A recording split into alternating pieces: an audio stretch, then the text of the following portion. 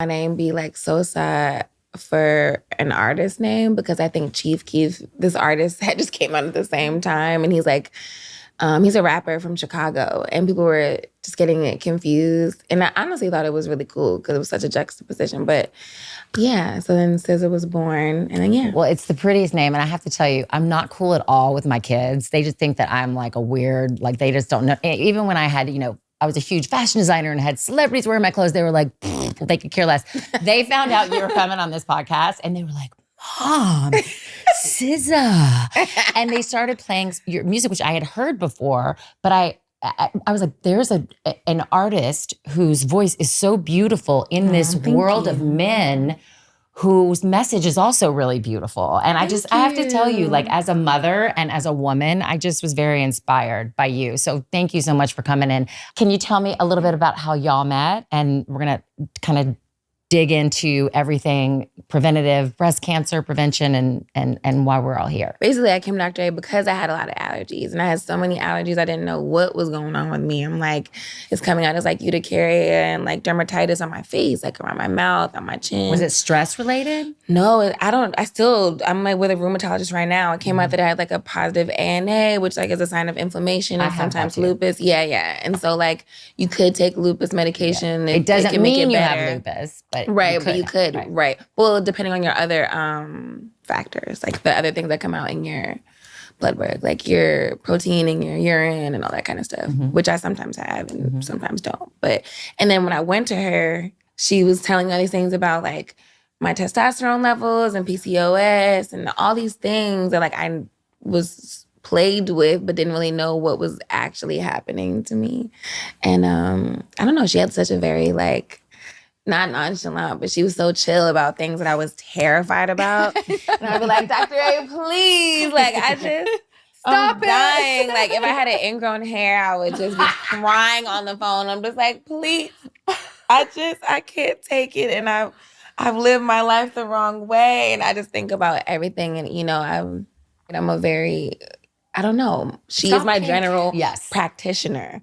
If I have any ailment in my body, I call her. If I have bronchitis, I call her. If I have, remember when I had those crazy lumps on my lymph nodes and we were like, does she have mono? Like, what's happening? Sometimes I'm like, I'm a gynecologist, right? I don't care. I don't know. It's like, I just trust her. Like her energy is like, because when I was scared, and it was also, I guess, quite some time ago. So it was like, I don't know, you get into the scene of like, not the industry, and people recommend you to doctors and people aren't like so friendly, or you just are nervous and you don't know what's going on. And also I was having all these just weird, people will tell you anything. Or they'll be like, I don't know, you probably have this. I don't know, you probably have that. But she really took the time to, be like, no, you should really relax. Like, it's very likely that there's nothing wrong with you. And that and it's very likely that like everything that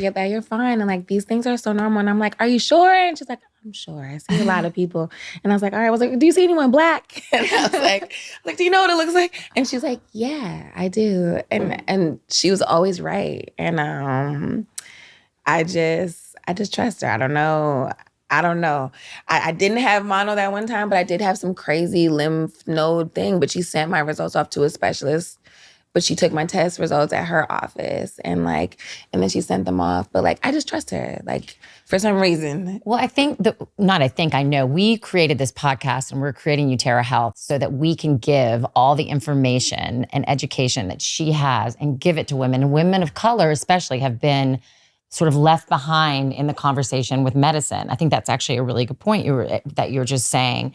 And we talk about this a lot. There's places in America that are called medical wastelands where they have no access to care and women have no one like Dr. A that they can go to. And I send everyone I know, by the way, to her, like literally, and she's so willing to help any one of my friends, whether it's my boyfriend's mom, and I'm like, my boyfriend's mom has had a cough for 6 months and we have to do something, Dr. A, who do we call? She'll call somebody and figure it out. Or if it's my boyfriend himself and I'm like, his cholesterol's through the roof. He has anxiety. Something's happening with his chest. She'll be like, okay, we'll call a cardiologist and we'll go to the specialist. I'm like, Dr. A, what about my other friend? She's having a baby, Lord. And something's wrong with her kidneys. That's the right person to go. I'm telling you, but she has an answer. She has a solution. And I feel like it's really angelic and strange that you have the capacity. And that brings me back to you're a witch, because why do you have so much energy and like attention and capacity to hold space for so many people and like still be genuinely delightful and still like be into cool shit like foster care and like, I don't know, you have time for extra shit, which is really interesting on top of being excellent at your craft, because when you're really good at your craft, you're not really supposed to have time for extra shit. And sometimes, somehow you do. And I just think that's really... I love you. You see? I love you. But it's because of people like you that I get up every morning and I go to work. I'm serious. She says that. That's true. You can't put a price tag on what she just said. Do you know what I'm saying? My heart is full every single day because of women like her. Oh. And I'm serious. And I love her. I always tell her, you're one of my daughters.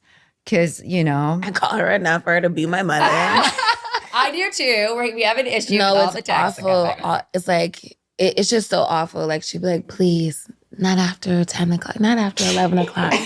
And then I'll freak out. I look at my phone. I'm like, damn, I sent that text at 2 a.m. Our time schedules are flipped. Oh, yeah. And I'm also on tour. I'm in another country, like time zones. I'm like, Dr. A, how am I going to get this medicine in another? And it has nothing to do with anything gynecological. I'm just like, I'm in Paris and I need something for my ear, nose, and throat. And I need help. But shoot, I don't know. When I went into Dr. A's office, we did a lifetime risk. We did a genetic test. She just really gave me information and informed me in a way that I hadn't really been informed about my own health.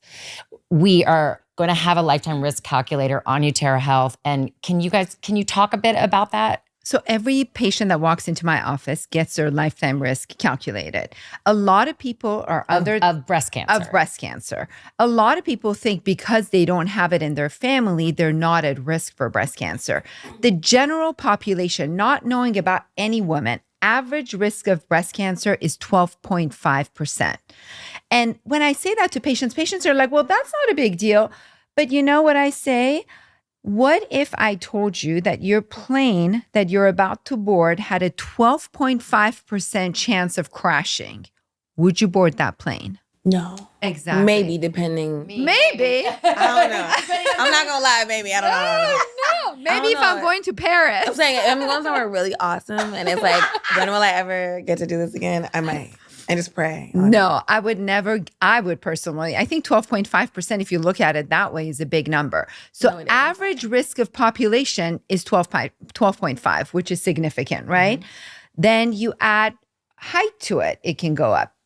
As your breast gets denser, it goes up. What, did you find a lump first before you sent me? No, I calculated your lifetime risk of breast cancer. That was after. Right. I think you may have found it. You had a fibroadenoma, which is a benign, breast mass that a lot of young girls have.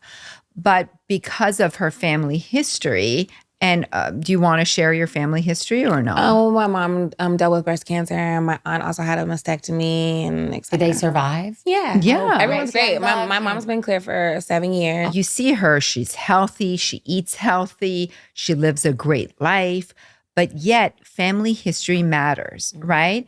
So someone like her, and a lot of people, almost every single person has some family member with some sort of cancer. It could be my prostate. grandma also has cancer. Cancer, or had right? cancer Colon, right? Yes. Yeah. Mm-hmm. So it's like, my grandfather had colon cancer too. I mean, every family, if you take a history, a lot of people have family history of cancer. So we have genetic tests for that. You have to make sure there's not an underlying gene mutation in your DNA that can increase your lifetime risk for certain cancers. It could be breast, it could be pancreas, it could be colon, it could be uterus, it could be ovary.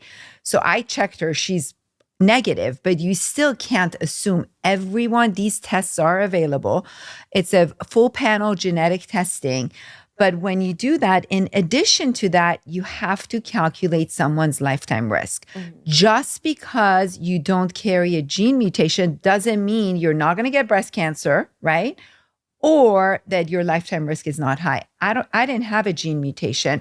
I had no family history of breast cancer, but my lifetime risk was 37%. So it's important to know what that number is. When we did the lifetime risk, we may have did it twice. So I can explain it. I Okay. know what you're going to ask. So when she first presented to my office, I didn't know the density of her breast, and I just knew her height, weight, family history, and she was not at that time. She had not been tested with genetic testing.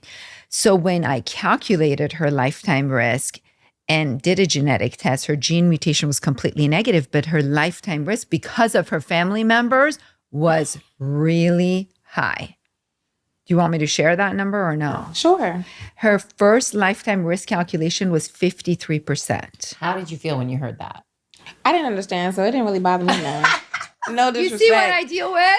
Well, and But I can't see this is it. the point. This is actually really the point. So that 50%. So then what happens? You have somebody that has 50% lifetime risk. 53% based on height, weight, whether or not they've had children when they got their period, who in their family has breast cancer, multiple factors, right? So you can't sit here and say, I don't have it in my family, I won't get it. You have to plug in all the factors and figure out that number.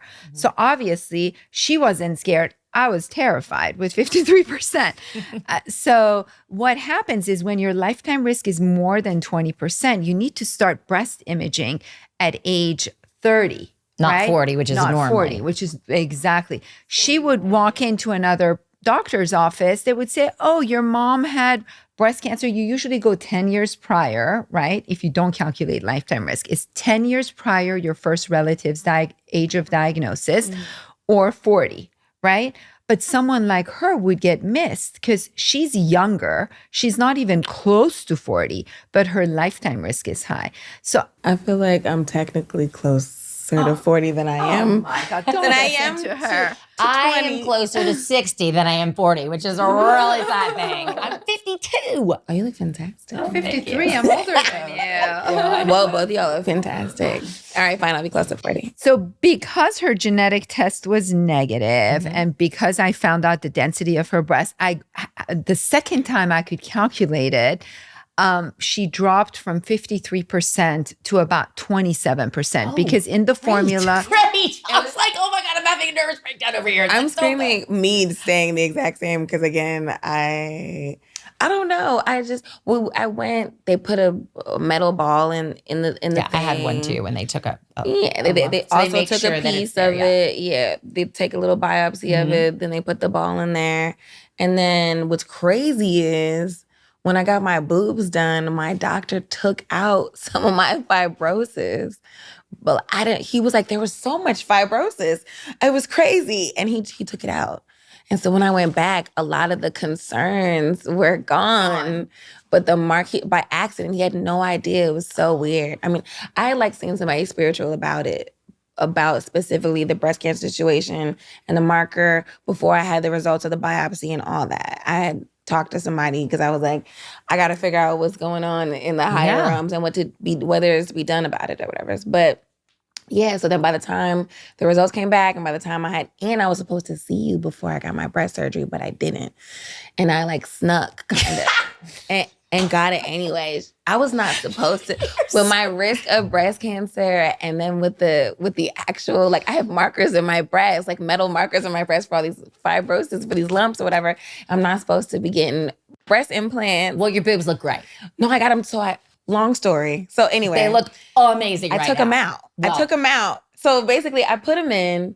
They ended up hurting me. I got way too much scar tissue because my breasts are too dense and I'm not supposed to have breast implants. And I ended up getting extra fibrosis, like with tissue, whatever. And I didn't feel good and it was painful. So I took them out and now they're just my boobs. They But, look So good. good. but saying that to say thank you. But saying that to say, like God is good and all the weird stuff that was in there, I haven't checked in maybe like 2.5 years. So I need to go back. I just scheduled it. Good. Thanks to Dr. A's office, I just scheduled it. But I will say, I mean, I haven't even felt my boobs in so long, but they feel pretty nice, like normal to me. I don't feel any lumps and. But that doesn't mean, so by the time you feel a lump, it's already been there a few years. The reason we do all this imaging is to catch it few years before you can actually palpate it. So I'm glad you scheduled it because I was about to tell on you. I'm like, I scheduled it. I'm really naughty, but I feel like I'm like naughty, but also really attentive. Like I'm obsessed with doing things the right way and and knowing what's going on. Like I have to know what's going on and I have to know why something's happening and all the potential side effects of something before, because I'm also really reactive. Remember when my hair fell out from spironolactone? Yeah. Oh my God. Yeah. Not stress, right? But no. you know what I No. I keep wanting to put I tell you- something on stress. I wish. It's like my stress is actually just why I'm like bitchy. But other than that, I really just am really physically never bitchy. allergic. Never. No, y'all just haven't Ever. seen me in that. You've seen me in deep frantic distress, but never bitchy. Never bitchy. No, because there's no It's reason for worrying that. about a medical condition and being bitchy is they're two separate things. Yes, I can get really edgy about medical Health stuff. Yeah. You get scared with health stuff. Yeah. I mean, I'm the same way. Listen, maybe I have No, PTSD you're from really my breast casual. cancer, but Well, she says that sometimes, like, since she had breast cancer, she will get a headache and say, oh my God, do I have brain cancer? I mean, it's just, there is, I there's. put myself in an MRI machine 2 weeks ago because I kept having headaches. And when you've had the diagnosis of cancer, I'm sure you know with your mom, Yeah. there's the PTSD aspect that comes with it. I think the reason you get anxious with health stuff is because of all your family members. I mean, I went through it. Me It's too, it's yeah. traumatic. When someone tells you have cancer, or even if it's your mom or your sister or a loved one, it's really difficult. Especially if like you feel like things were missed and you had a hunch on a couple of things and you didn't press the line or you know what I mean? You didn't call anybody. And like with my grandma, there were so many signs. That she had colon cancer. I know. There were so many signs that things were wrong. And there was for years. And there was so much like, oh, it's And so now I'm just super, but I try not to let it make me crazy. But I am very, even with my mom and her psoriasis and, her palms went black, like completely black. And the bottom of her feet went completely black. And I was like, what? And she was like, oh, when they were itching and burning and like, when you look up psoriasis on the internet, there's only white people like examples. Right, so it's like right. red. Isn't that flaking. crazy? I've never seen anything with black palms or anything like that. So she had to go talk to somebody about autoimmune stuff, but it's also COVID. So she had to talk to somebody on Zoom. And then it was so much like, I was so anxious because like of her previous health issues and feeling like, she's not taking this seriously enough. And like, what could it mean? Like, is she losing oxygen to her limbs? Like, is that why her palms and her feet are black? Like, is she gonna have to get them amputated? Like, what's going on? Like, there's so many things. And I think with Google now, we're all doctors. We're all looking up everything. And then Between Google and like personal experience, I am a doctor. I'm not really a doctor though, because I'm gonna mess up your prescriptions. But but I'd be knowing what's going on with me. Except unless it's a feminine issue, I don't know anything. But you're your own advocate, though. I've noticed that about you. If something is not right, she's going to say, what is this? I appreciate that. Me too. Better than saying, it's nothing.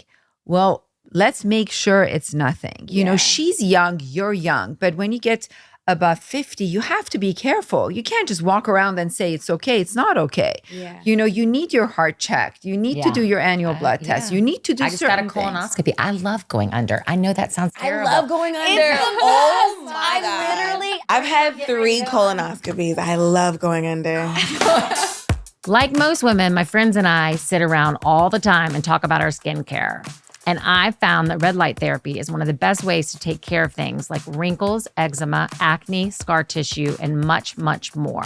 Bon Charge is a holistic wellness brand with a huge range of evidence-based products to optimize your life in every way. They have an extensive range of premium wellness products that help you sleep better, perform better, have more energy, recover faster, balance hormones, and reduce inflammation. The list is endless. From blue light glasses to red light therapy to EMF management and circadian-friendly lighting, Bond Charge's products help you naturally address the issues of our modern-day way of life with maximum impact. It only takes 10 to 20 minutes a day with Bond Charge's red light face mask and Max red light therapy devices to feel rejuvenated and fresh. Your skin will thank you.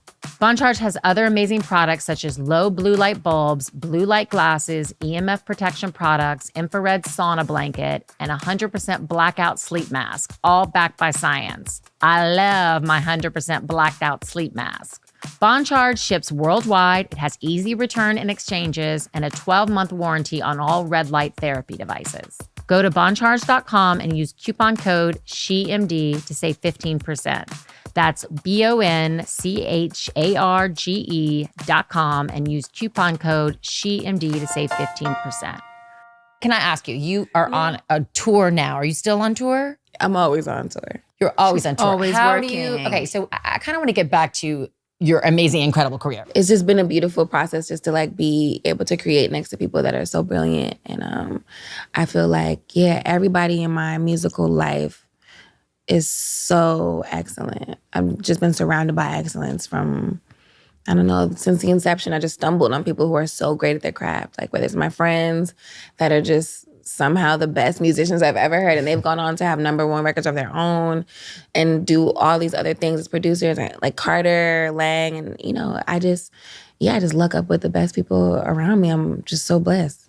Do you find that you're a lot of the times the only woman in the room? I mean, it's but that's okay, or is that, or do you? Yeah, I don't care. I feel like that never matters to me, and I don't know if I feel so much like a woman, like in the spot. Like, you know what I mean? Like, I don't know if I feel like it's me, the only girl here. Like, I just feel like I'm with the homies. And I think they feel like I'm the homie. And that's part of why, I don't know, I can move the way I move.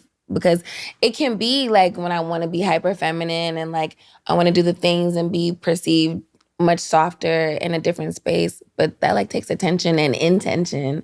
But if I'm just myself, then I'm just like a person. And like, I can hang with anybody. I can create with anybody. And it doesn't feel like anything. It's just energy exchanging and like coming together and like creating. And it's a vibe. And so many of your songs are about love, falling in love, losing love. Yeah. I mean, can we talk about some inspiration? Do you get your heart broken and then write a song, like Taylor Swift does? Like, I mean, how does it work with that process for you? A lot of it's like just old stuff, like my first loves, my first heartbreaks that I had to like just get past, and processing those things much later in life.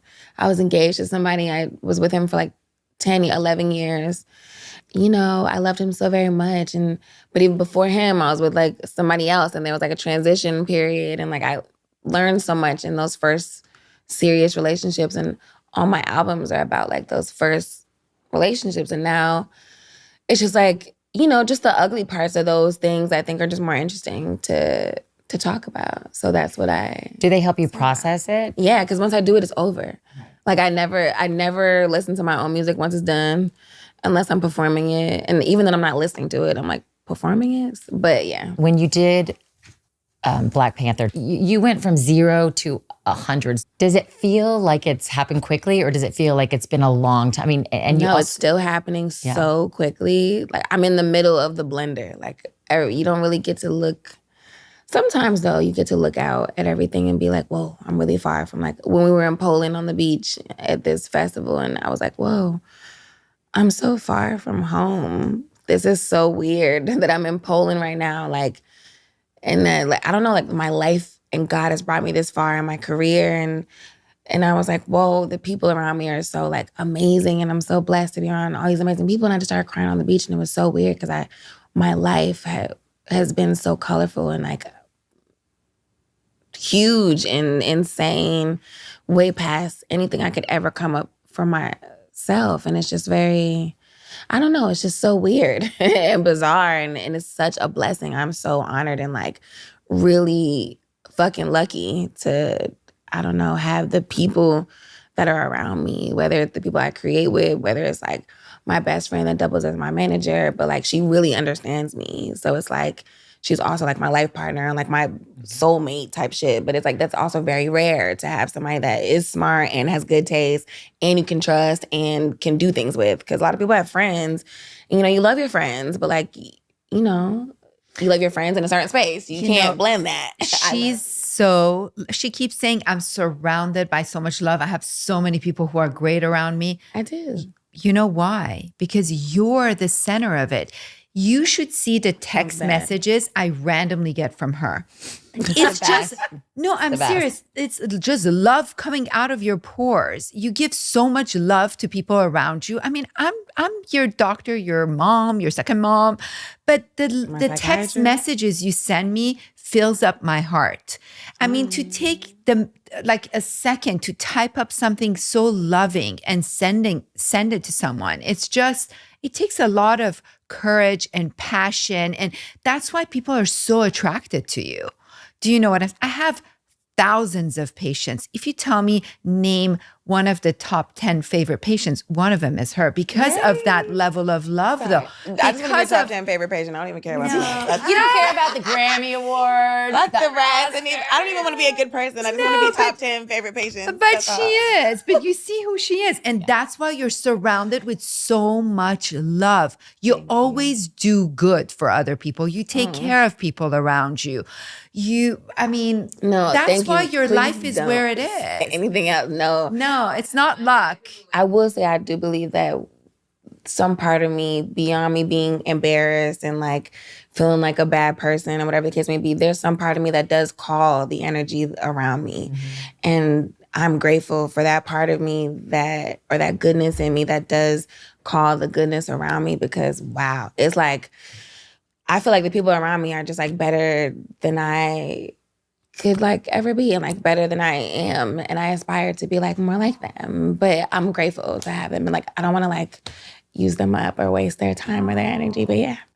Was there a moment or a person that changed your life, that changed the direction of your life? I had a friend in fifth grade. She was funny and like cool and popular, and she moved from like far away, and she had all this like crazy like energy and pizzazz. We became best friends. But before her, it was like I was the only person that was strange and like all these other things. And like she kind of like also showed me what it was like to share space with someone, because it's not all about Solana in this one space. Now you have somebody that's like really enigmatic and from somewhere else, and she's tall and she's slender and she's all these things and has all this hair and everyone loves her. And it taught me how to like accept someone like and be like, oh, you're beautiful and fire. And like, it's like that moment when you learn to either be inspired or intimidated, like in life. You know what I mean? It's like, that moment in my life was like, oh, I want to be like her instead of like, I like hate her. So I was like, oh, this is my best friend. I want to be just like her, which necessarily can go down another dark, crazy path. It's like, what? She had all these things. She was drinking like screwdrivers in the morning at like 12. And I thought she was so cool. And in hindsight, that was so chaotic. And, you know, she lived with her dad. She went to her mom's house on the weekends. Her dad had like this vintage Mercedes, and he would drive to LBI, like Long Island Beach or whatever. And we would just be there and, I don't know, like kind of flow in the wind and not be parental at all. And I thought it was so fun. And I felt like, oh, this is that moment, that pivotal moment when I'm like, oh yeah, this is who I want to be. And then you were different, probably. You were more than everything else. I pissed off everyone around. And in high school and middle school, you want to be everybody's in a little box. Yeah, it's kids. It's like, I get it. Like my mom it's like polarizing. My mom will say like some people either loved her or you hated her, and you didn't even know why you didn't like me. You just couldn't stand me. So it was like that.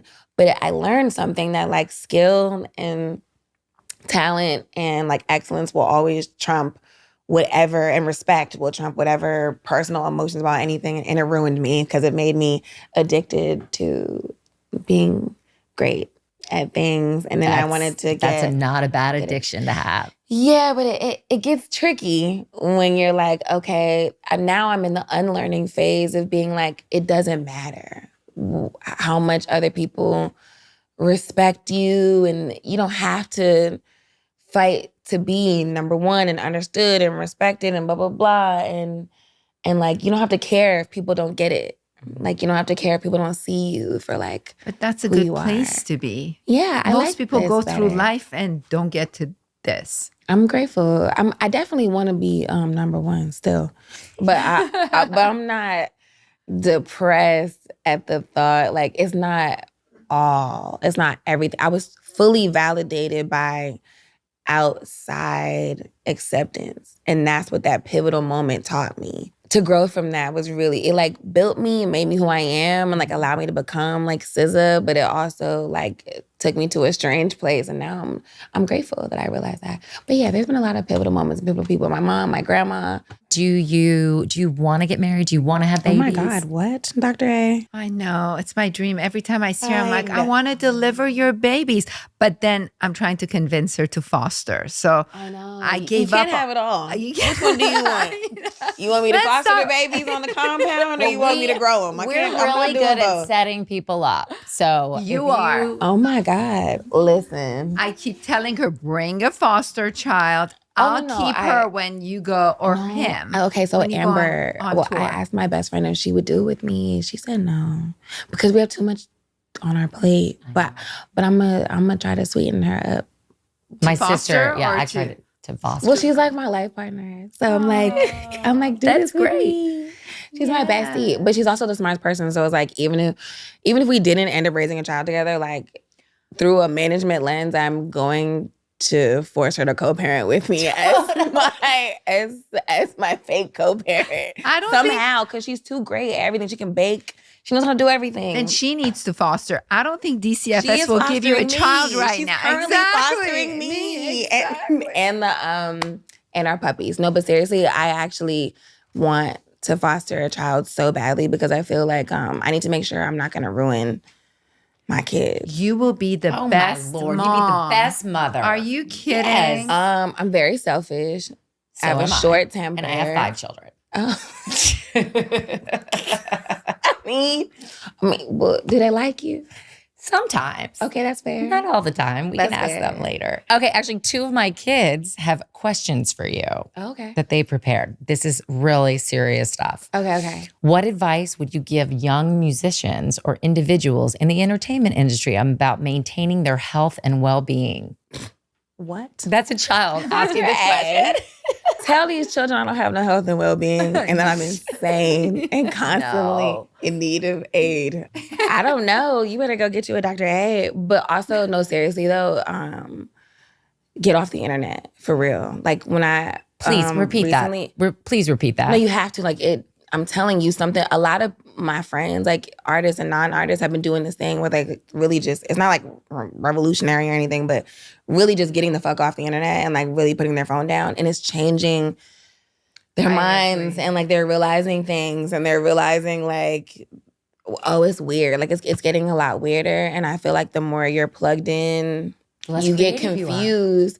No, I actually don't think that it harms your creativity. I hate that I'm hurting your argument as a mother, but I do think it's changing creativity, and I think creativity can come from so many different places, but there's a very special place, like the catalyst is something that doesn't come from the internet. But I love being inspired by things I find on the internet and realizing like, you know, I can do this in my own way or in my own words. And I actually think the internet is a great vehicle for creativity. But that AI section and when it's so much Scrolling, input, constant input, you have to recognize, like you have to give your receptors a rest so you can process the information so that you can have creative output that's actually, you know, awesome. But if you're constantly just drowning yourself out with input, you can't even sort it out to transmute the energy and put it back out as something cool. You don't even know what's real and what's not anymore. I don't even care what's real and what's not. I'm pretty sure none of it's real. And that's where I'm going to go ahead and I'm just going to assume none of it's real and go from there. You also say on your recent album, SOS, is inspired by your departure from attempting to be a nice girl. Yeah, that's what true. does that mean? Oh, I love that question. No one has asked me that. Basically, I think it used to hurt my feelings for so long because I had friends that were like syrupy sweet, like so sweet. And my mom is syrupy sweet, like angelic. And people love her. And like to the point where I've never seen my mom speak ill of anyone.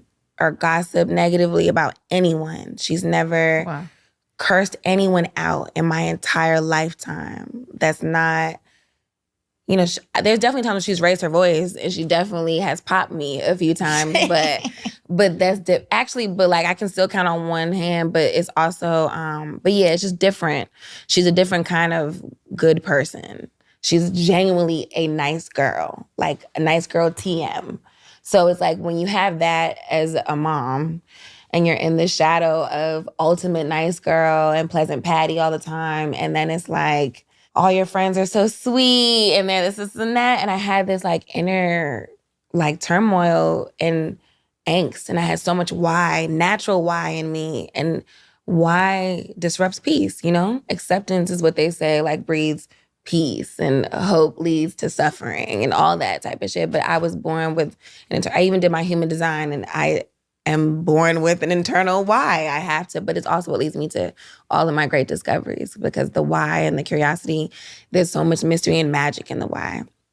But it also, it just made me edgy. My mom doesn't have that. She was cool. She is cool, just like accepting and, breathing through everything. And I think I felt guilty for being an anxious person and being angsty about the world and being edgy and having opinions and disagreeing and having an attitude or just being me. And things happened to me in my childhood that also, made me a little more combative in my adult life, trauma and things like that I'm working through actively in therapy. And I was resentful of that. I was mad that like I was aggressive and always on defense. I was just angry. I was angry that all these things happened to me. And like, this is when you were little? Yeah. It just made me feel like I don't want to be like soft.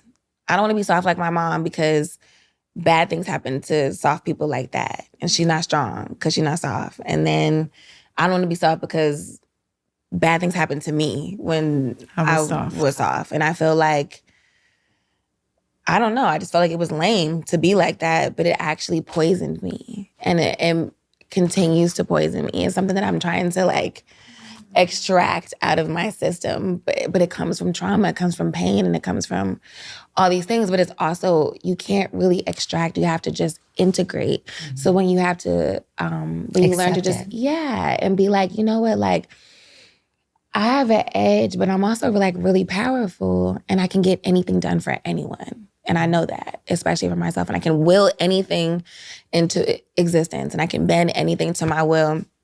And I love that about myself. But I can also really drive people to hell and like out of their mind. There is a time when someone has to get bulldozed through, because that's how God designed me, and I know it's not for no reason. You know what I mean? Like, I know that there's a purpose for the strength and the spice and the edge and the torpedo vibes, but it doesn't have to be all the time, and it doesn't have to poison the positive moments and like the good days and the good people around me. So it's like, it's that acceptance of like, yeah, I'm not a nice girl. I'll never be syrupy sweet. That's not the way that God designed me to process the world or any of the things that have happened to me. Because I'm not saying that my mom had a perfect life, but for some reason, she was able to really process that shit, and she transmuted that energy into something else. But in me, it's different. I'm just me, and that's okay. Yeah, I'm not a nice girl. I'm just me. And that's okay. And that's not a crime. And don't you think that strength has helped you in the music industry? Yeah. What do you think you would tell that girl that was just starting off in this industry? You could never have imagined that you would be where you are now. Or maybe you could have imagined, but what would you tell her right now if you could give her advice? And she's just starting out. I only have 2 albums. So it's like I was pretty much grown like when I was making music. But I guess to smaller me, that was like, I didn't know what I wanted to do and what I wanted to be, but I knew it had to be massive in the weirdest way. I thought I wanted to be a lawyer, I wanted to be a scientist, I wanted to be a doctor, I wanted to be all these things, a veterinarian. I was like, I have to do it. I'm gonna be at a desk, and I'm gonna have a power suit, and I'm gonna have a corner office, and I'm gonna make things happen. Like, I wanna be a businessman. That's my 20-year plan as a child. But it was like, I didn't know, but I guess I would tell myself, just like chill on the guilt trip. There's much less to feel guilty about than you realize. It's just life happening. everything's gonna come full circle. Everybody's gonna get theirs. Everybody, don't even trip. It's just believe in yourself. Let the delusions of grandeur fuel you. And, but it's weird. It's like my younger self was more on point than me now. In what way? I was like, I almost want to know what my younger self would say to me right now. My younger self was like, for real, like she was insane, like in the best way. Like she was delusional. You can tell. For some reason, I just believed that I could do anything. And like things that there's no quantifiable reason why I should believe that I'll be on the cover of any magazine because I'm just on 138th Street at the bodega and I'm sitting at home writing with my boyfriend on this napkin, and I'm gonna be on the cover of a magazine, and he laughed at me, but he also loved that about me, that I was like delusional and silly, like my silly little notes, my silly little dreams. But I've just always just seen the picture and then just like move towards the picture. I never like look left, look right. I'm very tunnel vision on everything. And I think moving forward, I can tell I'm tunneling into something different. I'm tunneling into like expansion outside of music. I love music and it's like within me. It doesn't take a lot of energy to like do it. It does when I want to think and have to make it make sense and blah, blah, blah. But it's like, it's very innate. But the other things, I want to get into like agriculture and like really though, I don't know why it's been on my mind, but I can tell that's the next thing that's going to expand who I am as a person. I think it's going to be agriculture. And I don't know why. I could just tell. Like in your spirit, I just believe that God doesn't put things on your spirit that aren't supposed to be there. I felt the way about music when I was just like, it was more like I guess I'll do this. Like I'll go sing on my friend's hook because he asked me to. And I'll go like give this a try because I think it's funny that like I can do this. But then, I don't know, like it put me in position. I didn't put myself there. It was weird. It was just like that silly little desire thing again where it's just like, I'll just like do this. And then that's how agriculture feels right now. It's like, I know, like I have a desire to stay up and research and Google and do the little things. And it's a silly little hobby right now, but I can tell it's going to like be something. Amazing. I don't know. You also sang one of my favorite, All the Stars for the Black Panther movie with Kendrick Lamar. And have you heard, I mean, yes, you have. Did you see the Black Panther? No, you guys. I mean, she knows. I don't know anyone. I don't go to the Dr. movie. A free, child. I know. She's Can too you? busy. I don't know people. But wait, first of all, have you ever seen her comment section? It's riddled with celebriries. Riddled with the baddest bitches on the internet. It's so bizarre. It'd be like Lori Harvey, every Kardashian, blah, blah, and then me just being like, yay, Dr. A, you look great today. Love your dress. But I don't, you know me Well, by we're now. gonna I don't sit know down people. and watch She's Black too Panther. busy tending. I know. I don't. That I have. But to you the were queen. nominated for an Oscar. That was crazy. Wait, can I say the Oscars is also the scariest room I've ever been in? What about the Golden Globes? I've never been to the Golden Globes, but if I have a reason, Okay. I would like the to Golden go. Globes I've been to the Golden Globes and it's more fun than the Oscars because everybody's wasted. There's Oh, no that's so food fun. and there's no water. There's no so food you at just the Oscars. no. There's no food at the Oscars. Hell no, not in my seat. Oh sure. I did touch an Emmy for the first time. It was crazy at Lizzo's house. I picked it up. It was insane. I didn't even know it was a person. It's a woman with like wings and shit on her Well, back. if you win, when you win a Grammy, can we come over and touch your Grammy? I know. Well, she's Yo, we're gonna be your drink things out of neighbor. it. Oh, you're gonna be my neighbor. I know. We know. Cut the cameras. I need to look through your house. Yeah, I need exactly. to walk through the entire home. It's beautiful. Okay, you're nominated for 9 Grammys. Can we say 9 Grammys? More than anybody else. What does that feel like? It's terrifying. It's terrifying. And I'm grateful and I'm terrified. And I just want to make it through the evening. And I want my parents to be there. And I'm just happy. Do you know what you're gonna 24 wear? deep. Do you have any idea? I have an idea. I have a few working ideas. They're two opposite ends of the spectrum. And I'm just deciding if we're going high or we're going low. We're gonna watch it together, okay? Of course. We're gonna watch it together and we're gonna send all of our positive energy. You've already won a Grammy, which is amazing. Thank you. You were nominated for an Oscar. There isn't anything that you have not done. So I just want to say that you're just a badass. Thank you. You are. Well, thank you. You're just, I mean, incredible. You're honestly Isn't your heart incredible. full? No, my heart is full today. And I think that we have, first of all, learned so much about you, but second of all, educated so many women about the lifetime risk, breast cancer. You know, you had this journey with your own self, and that's why you're such an advocate about it. But you know, our goal is to help women, and your platform and your voice means so much. So I just can't thank you enough for being here. Oh, thank you. Thank you for having me. I love you. I would do anything for you. I hate being on camera. I hate talking. I hate my speaking voice. I'm preparing every single day with rehearsals, 8-hour rehearsals. I'm locked in. I'm really focused on the production. I just want to make sure the production, that's my main thing. I like to make sure that my lights is on time, my smoke is on time, my team, we on the same page with how the performance goes, because that's what I put all my heart into. So you say the production. So obviously you're a rapper. And normally we don't really think of like production with rap. Now that's R&B. We see Usher and Chris Brown. They're singing, they're dancing. But I saw a little footage of you. You're going to be doing a lot of that also. Yeah, I got some moves.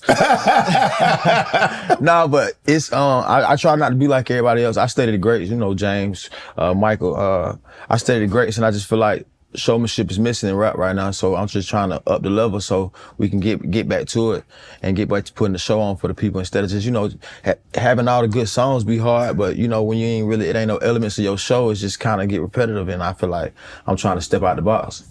You got your start as a backup dancer, TLC, Whitney Houston, Bobby Brown, in the music videos. How did that come about? Did you audition? Did you know somebody that were a part of the production with these people? Nah, my mama was driving me in the car one day in College Park, and it was like a sign.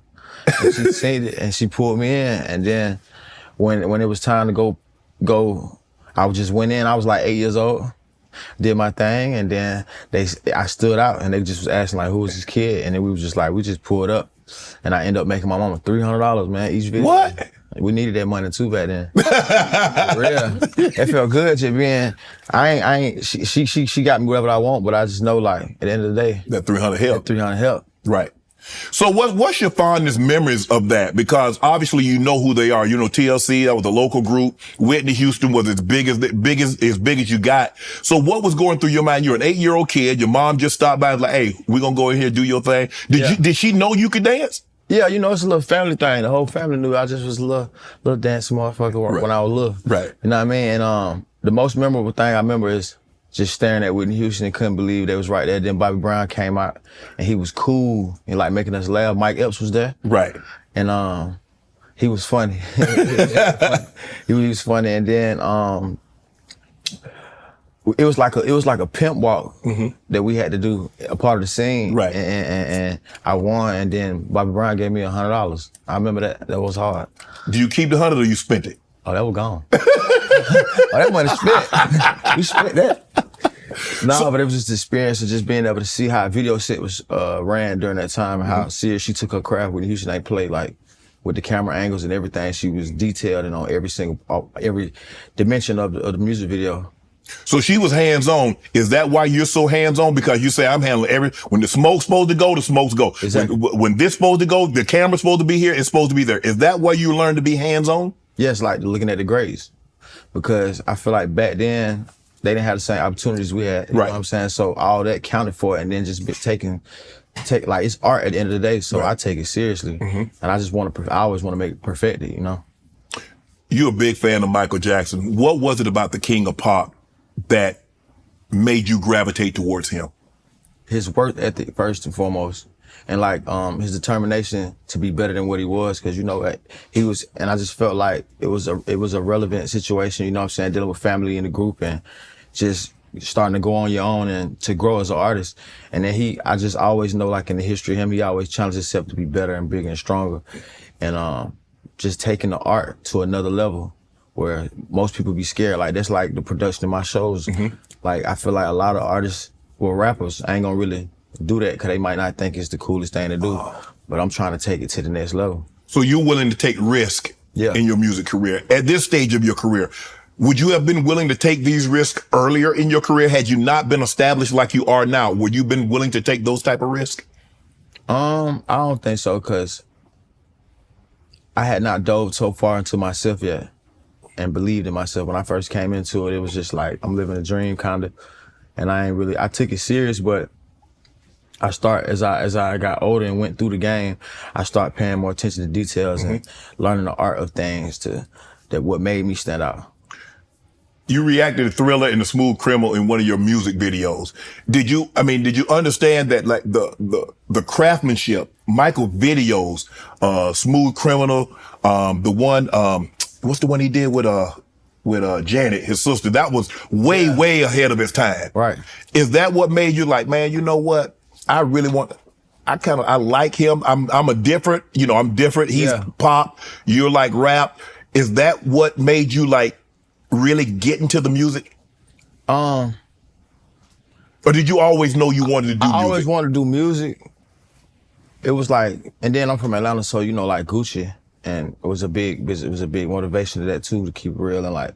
But as far as performance and entertainment, yes, looking at him and like shooting my own videos, because I directed all those videos you saying, to dive into that and the film part aspect of it, to put the film mixed with the music, I wanted to get into that, and I looked at him as that, because if you the same thing you're saying, like Thriller back in the time, like the money he even spent to make the video, that wasn't a normal thing. No. And then I don't even think they were showing black artists on MTV yet like that. So for him to change the game and then it opened the doors for everybody, that's all I'm trying to do for this generation. They showed them, but it was like at midnight, 1 o'clock in the morning when everybody was going to bed. That's when you had to watch them. So if you didn't stay up till then, it was over. It was over. You wouldn't get no prime time watching. So you got a Michael Jackson tattoo. So, bro, I mean, Michael was look, I'm old enough to remember Mike when he was with the Jackson 5 and just watch him transition to do Off the Wall, his own thing, and then here comes Thriller and then Bad and so forth and so on. So was your family, did your mom listen to Michael Jackson? Yeah. Who listened to Michael Jackson that you like, man, this dude is got it? My mom and them, when I was like 4 years old, actually my uncle Derek and my uncle Vaughn, they had like, it was around Halloween and they put me in the room all dark. I was like 4 years old, so I got put on the mic when I was 4 years old. Okay. And they was playing Thriller, and when I came in there, I was trying to do what he was doing. It didn't scare me. And then ever since then, like my mom and them, and my grandma and them, they always play his music around. Right. And then I remember when I was probably like 10 or 9, I got the Moonwalker. I got the American Dream on the VHS. And I used to have, back then I got a picture that I posted before. It's like, I had a little TV, maybe like 10 inch, 12 inch, and it was sitting on like 3 books. Right. And that movie was playing on the back of it, so yeah. Cause didn't you reenact one of his I think it was Thriller, Smooth Criminal? It was Smooth Criminal, yeah, and they actually, I can say this, they actually greenlight and brought me the actual clothes that he wore for Smooth Criminal, the family. Really? Yeah, so. Cause I wanted to connect with them too, cause I wanted to pay respects too. Right. I didn't want to seem like I was just like mimicking, cause I was just inspired by it. And so I did reach out to the family. I don't want to name them and stuff, cause I know they very private and I want to respect that. But yeah, I'm tired. That's what's up. I'm looking at you and you're making the transition, and we saw a lot of the greats. We see Michael was in a group, Jackson 5, transition away. We see Justin Timberlake, NSYNC, transition away. We see Bobby Brown, so forth and so on. Is that the direction that Offset's heading in? I'm just trying to be the better me. You know what I mean? Okay. I'm just trying to be the best me and get to the highest level that I can get to. And I'm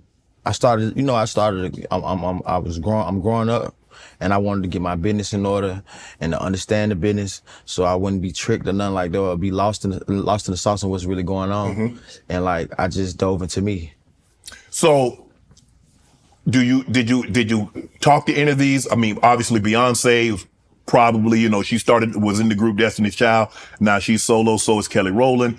Have you talked to any of these people that started in a group and branched out and kind of do their own, go solo now? Have you talked to anybody, or you just like, hey, this is what I want. This is my career. I think I know the direction that I want to head in, and this is what I'm going to do. No, I never talked to nobody, but that might be a good idea though.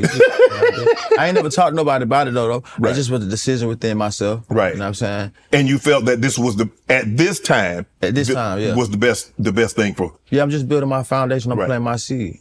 So what's your take? I mean, obviously Atlanta, and there are a lot of great groups. You got Goody Mob, you got Outkast, the Migos. You got a lot of, where would you rank your group? Even if you want to do just Atlanta groups, or you want to do you want to do NWA, whatever the case may be. If I do just Atlanta, I give us 2, cause I'm respectful. You gotta respect Outkast. Yeah. You know what I mean? They kicked the door down for us down south. You know what I mean? When it was a time where we weren't even accepted. Then if you look at Dre, the way he was able to like change his whole fashion sense and change his whole look and to still be cool with the same people in the hood that he grew up with in Atlanta. Right. That mean a lot to me. Cause you got Outkast, Wu-Tang, NWA, Run Now DMC. if we go all the way, I'm still gonna stay at 2 because I'm gonna put Outkast first. I'm gonna put us 2. I'm gonna put Wu-Tang. Rap groups, Locks. I get them 4. Locks. Man, what you push NWA way down there. I respect NWA. And They kick the gangster off. They kick the gates off, and like everybody in that situation still got some type of motion right now that's still here. Right. But I'm young too, you know what I mean? So you really don't remember a whole lot about NWA. I don't really remember a whole lot about NWA. Definitely don't remember Run DMC. No, for sure no. For sure no. That's my era. But I do pay respects. Right. Though I ain't no like no young head that's like not knowing what's going on. They kicked them doors down for us. Even KRS-One, like they kicked the doors down for us when they gave us the opportunity to be here where we at right now. So you gotta always pay respect. Yeah. Man, Offset, it was really good to see you and Quavo perform at the BET Awards in honor of Takeoff. What was that moment like for you? That moment was special, man. It gave me the chills. It gave me like a boost of life. I spoke about it before. Just cause like a lot of these people be in the way of stuff and don't really be knowing what's going on with family. You know what I mean? And family go through ups and downs. At the end of the day, when you can get back with your family and stand there and represent the family to the world, it's the best feeling in the world. It was reported that Pharrell convinced you to do it.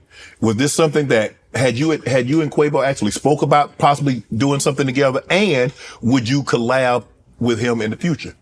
We had so to answer the first question, we had spoke about it, and then the closer it got to I was in Paris for Fashion Week, and so the time I had to leave that same night. And luckily, God willing, we was able to find a flight that same night to get me up out of there. But it wasn't a thing where I didn't want to do it. It was a thing where I was all the way in Paris and it's all the way in LA. And I'm like, how am I gonna make that work? And it was like the planning of it was a little, we made it happen. Like me and Quavo made that happen. Right. But you guys needed that. We needed that. We needed that for each other, and it just for the peace and for the world. Because one thing about, even though I'm doing my solo thing, I still understand my core base, and I still understand that I'm Amigo. End of the day, like that's where it come from. That's where my roots is. My roots stay, and I never turn my back on it. You know what I'm saying? Is there a chance that you and Quavo can do a project again together? It's possible. I read where Takeoff was really a funny guy. Fun to be around, fun loving. Is there any funny stories you'd like to share about him? That you can share with us? Funny stories that I can share with y'all.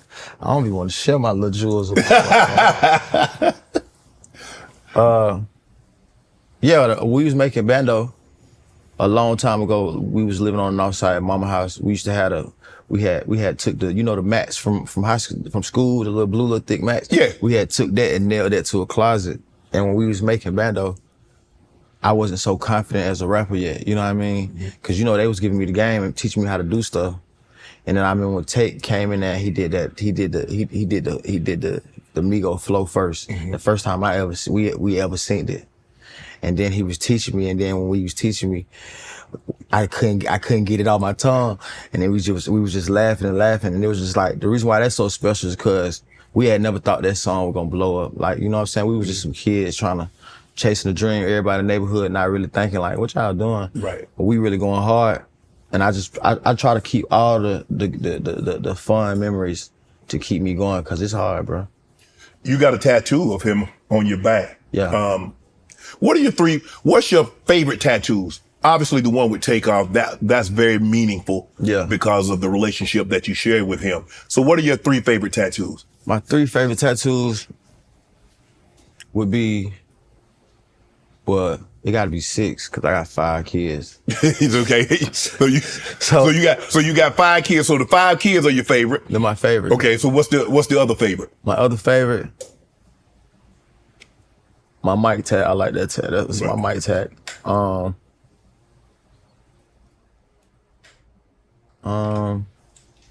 My grandmother's name, Sally. You know, we from the countries.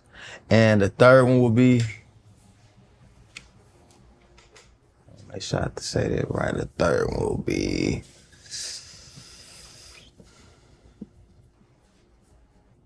my mom, kids,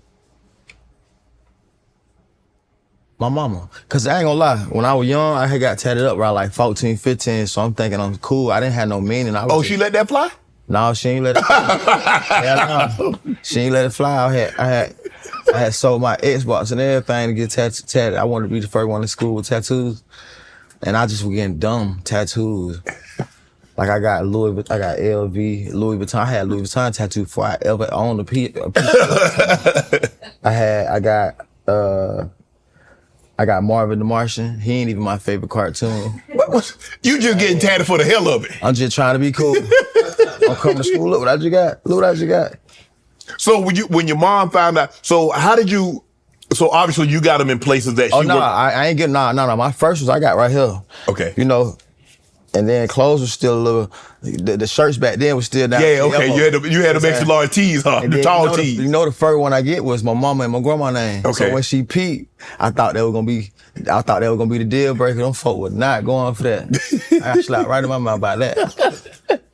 I was 15 too. She was tripping. So you get a tattoo, you wanted to be the cool, obviously mom and grandma work, and you try to sneak it past, like, hey, you know what, I got mama name, I got grandma name, so that thing go fly. They're like, boy, don't be marking your body up like that. Nah, they was dead mad about that. You a big fashion guy. When did you get into fashion? Have you always been into fashion? I always been into it.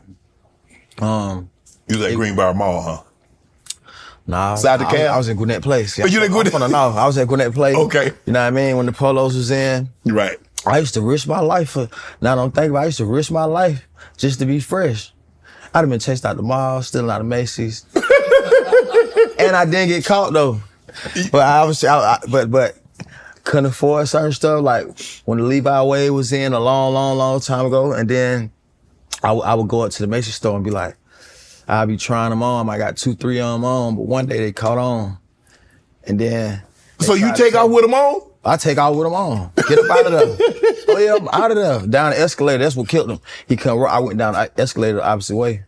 Okay. And then, you know, another black brother helped me out though. He was working at, I think it was Honda, cause you know by a mall, it's a dealership by. And I was just running through, but I lied to him. I told him I was getting jumped. I'm like, man, I'm getting jumped.